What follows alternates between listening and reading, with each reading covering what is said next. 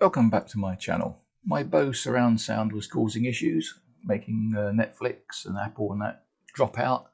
So I thought, oh well, time to tear it down and have a look and see what's inside. What do you get for your £1,250? Well, let's have a look.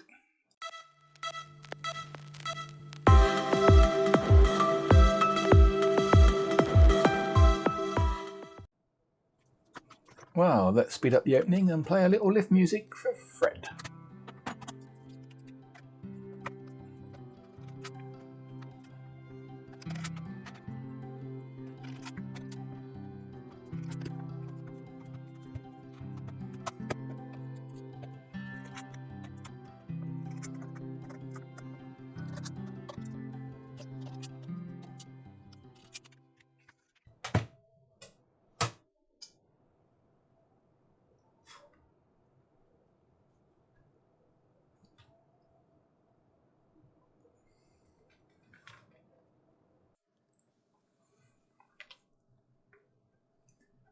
They look okay.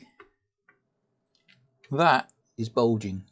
Not many caps in here by the look of it. Actually, when you look at it, there isn't a lot of anything. I wonder if that is definitely domed. I wonder if I can take that off and replace it with something I have got.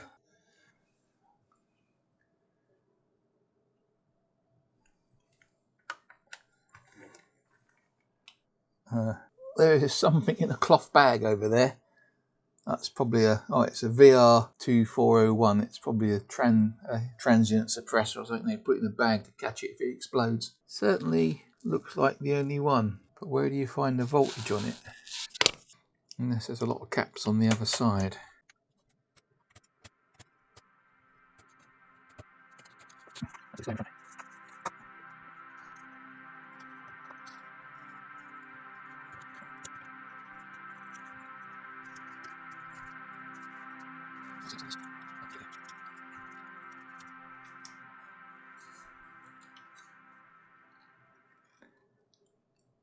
Very little on the other side.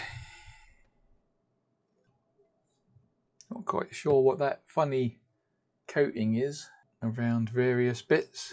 Not sure at all.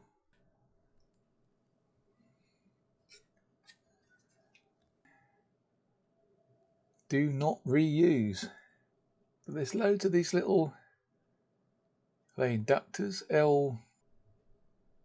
There's not exactly a lot going on in here for what it does. It must all be happening under there.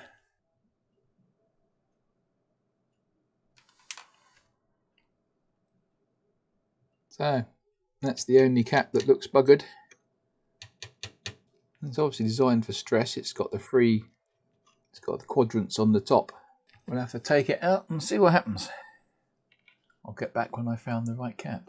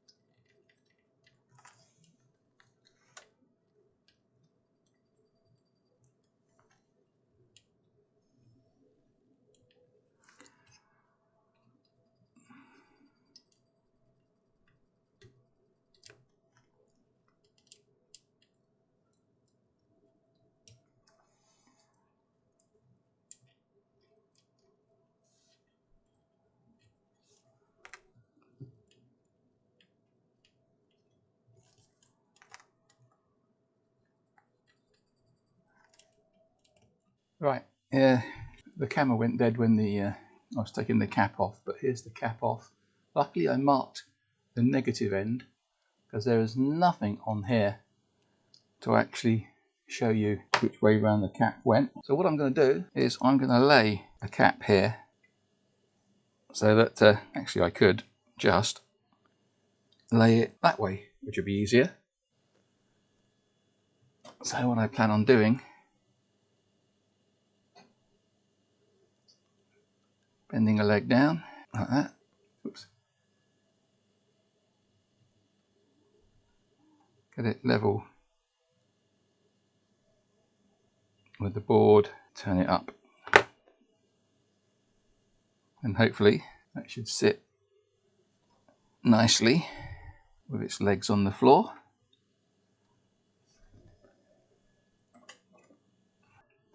With the spacing just about right to hold it on. As you can see, there is plenty of room.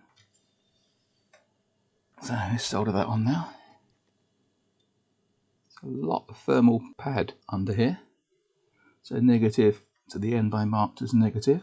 I'm going to put a nice blob of solder on just to make sure that leg's not going anywhere and we've got a good connection to the board. That'll do. And I might put a small dab of hot snot under there. Hot snot gun's ready. And we'll just dribble just a little, poke it down a bit before it goes hard, push it onto the board. Oh, it's gone hard already. Could do with a hot snot gun with a longer nozzle. Well, I think that's going to be enough. Unplug the hot snot gun. So it's cooled down a bit now. That's not going anywhere. That's only for a bit of vibration proof, you know, stop the thing from vibrating. Right. So what does that leave now? Let's zoom out a bit. And turn it around. Nice cup of tea. Clean some space. Right. Bring in the top panel. Might have to jack that up a bit. Bit of solder really underneath. Because that's got to come around. And it has to go into that connector and then latch down. Right, so that's in. Case comes over.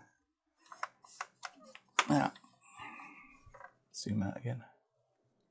I don't think you'd expect, looking at this, but this unit with the speakers and the subwoofer was over £1,200. It's about 1,250, I think. So, very expensive in its day. Bose don't seem to sell this type of cinema sound anymore. They just seem to sell sound bars. Alright, so let's close that. What am I looking for now? Screwdrivers. Nice little set from, I think I did a review of this. It came from Aldi. Very cheap, £4. Right, rotate, listen for the click. And screw. Wait for the click. Screw. Wait for the click.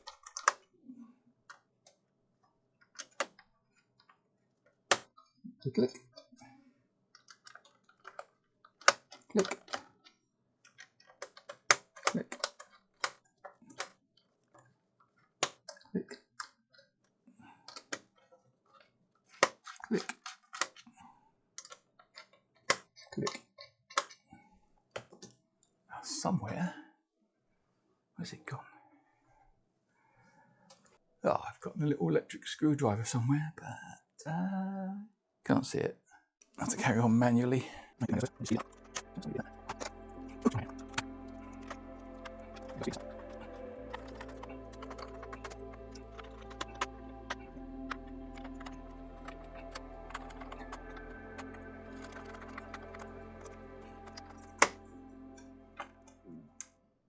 it goes. Don't quite know what that bit's for.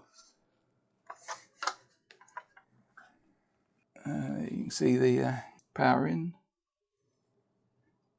outputs TV. See, I can't really see what I'm doing, so I'm just stuffing in the connectors from the back, so there's a little bit of scratching around it. The speaker connections, TV, cable and satellite, DVD, gain port, auxiliary.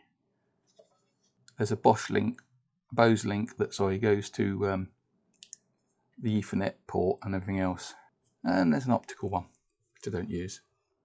But I do use that one. It goes to a separate box that sits on top that connects to the Wi-Fi. So, job done. But one thing you'll notice in here, if I look at the label, focus it, try and hold it still because I'm balancing it in my hand. No mention of power. Nowhere on here or in the manual or anything does it say how much power it provides. Just says input 60 watts. And I'll tell you what, with only 60 watt input and 5 speakers, it's loud. So, catch you on the next one. Give it a thumbs up.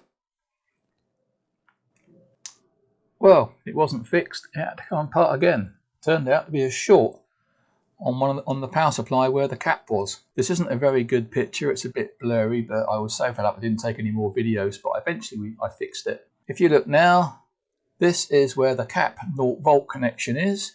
And what do you see tucked right beside it? There's some wires.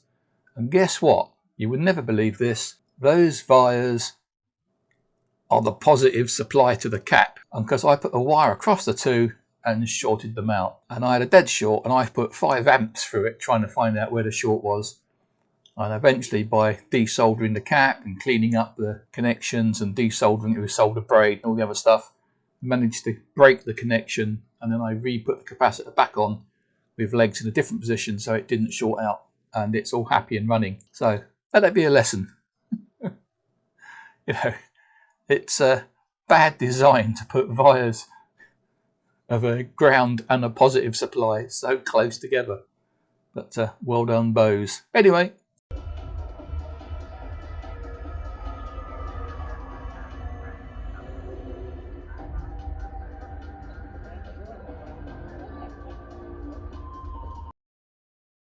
If you like this video, click on subscribe, click on the bell for notifications, and please give it a thumbs up.